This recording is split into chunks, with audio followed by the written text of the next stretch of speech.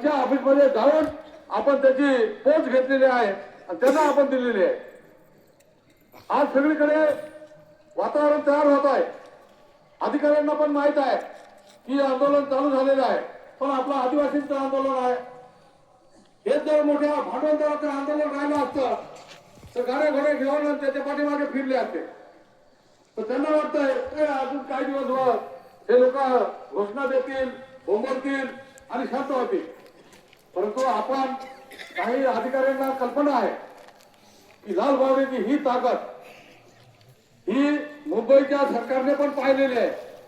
2018ला जो मोर्चा निघाला तो मोर्चा अत्यंत शांततेत, अत्यंत कष्टमय, आपल्या आपल्या पायावरती आपण चालत गेलो.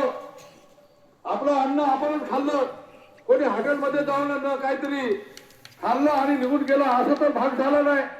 आपण सगळ्यांनी ज्याचा त्याचा स्वयंपाक ज्याने त्याने स्वतःच्या गावाचा स्वयंपाक एकत्र केला आणि तो आपण तिथं